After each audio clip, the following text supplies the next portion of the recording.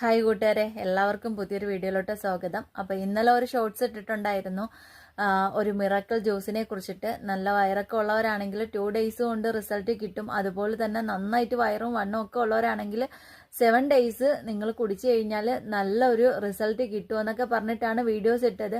എന്നിട്ട് ഞാൻ പറഞ്ഞിരുന്നു അതിൻ്റെ റെസിപ്പി വേണമെന്നുണ്ടെങ്കിൽ, ആ ജ്യൂസിൻ്റെ റെസിപ്പി വേണമെങ്കിൽ നിങ്ങൾ എസ് എന്ന് കമൻറ്റ് ചെയ്യാൻ. കമൻറ്റ് ബോക്സിലെ എസ്സിനെക്കാട്ടി ഏറ്റവും കൂടുതലും എസ് വന്നത് PM-ലായിരുന്നു.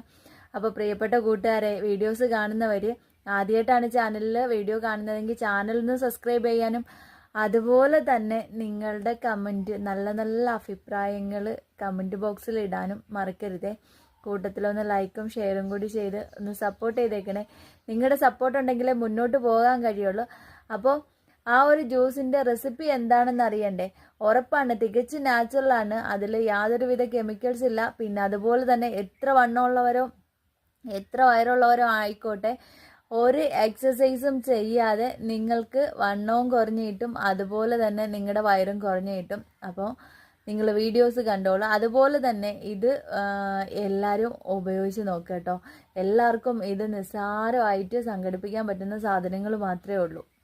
അപ്പോഴേ നമുക്ക് ആ ജ്യൂസിന് ആവശ്യമായിട്ടുള്ള സാധനങ്ങൾ ഇതാണ് കേട്ടോ. തികച്ചും നാച്ചുറലായിട്ടുള്ള നമ്മുടെ മുരിങ്ങേൻ്റെ ഇല. മുരിങ്ങേൻ്റെ ഗുണങ്ങളെ കുറിച്ചിട്ട് ഞാൻ പറയേണ്ട ആവശ്യമില്ലല്ലോ, നിങ്ങൾക്കറിയാമെന്ന് വിചാരിക്കുന്നു.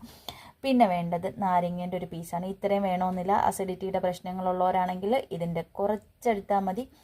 ഇത്ര മതിയാവും കേട്ടോ, ഇത്രയും മതിയാവേ. പിന്നെ 1 ഗ്ലാസ് ജ്യൂസ് കുടിക്കണം കേട്ടോ ഡെയിലി. അതും വെറും വയറ്റിലാണ് കഴിക്കേണ്ടിയുള്ളത്. ഇനി അഥവാ നിങ്ങൾക്ക് വെറും വയറ്റിൽ കഴിക്കാൻ എന്തെങ്കിലും ഒരു പ്രശ്നം ഉണ്ടെന്നുണ്ടെങ്കിൽ ബ്രേക്ക്ഫാസ്റ്റ് കഴിച്ച് ഒരു 10 മിനിറ്റിന് ശേഷം കഴിക്കാവുന്നതാണ് കേട്ടോ. ശരിക്കും ഇത് വെറും വയറ്റിൽ തന്നെയാണ് കഴിക്കേണ്ടത്. യാതൊരുവിധ കുത്തലും ഒന്നും അനുഭവപ്പെടത്തില്ല ഇത് കുടിക്കുന്ന സമയത്ത്. ഇത് ചെറുതേനാണ് ഞാൻ എടുത്തിരിക്കുന്നത്. ചെറുതേനോ വൻതേനോ ഏത് വേണമെങ്കിലും നമുക്ക് എടുക്കാം കേട്ടോ.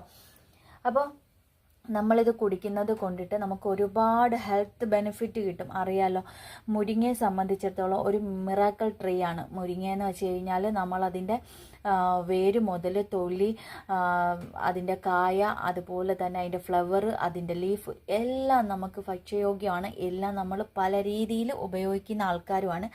അപ്പോൾ ഇത് ഉണ്ടാക്കുന്നത് എങ്ങനെയാണെന്ന് ചോദിച്ചു കഴിഞ്ഞാൽ അതും കൂടി പറഞ്ഞുതരാം. മിക്സിൻ്റെ ജാറിൽ കുറച്ച് വെള്ളവും ചേർത്തിട്ട് നന്നായി മുരിങ്ങേൻ്റെ ഇല ഇതുപോലെ പേസ്റ്റാക്കി എടുക്കുക. പേസ്റ്റ് എന്ന് പറയുമ്പോൾ നല്ല ജ്യൂസാക്കി എടുക്കുക, കണ്ടോ.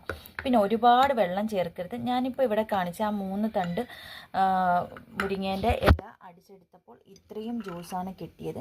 ഇത്രയും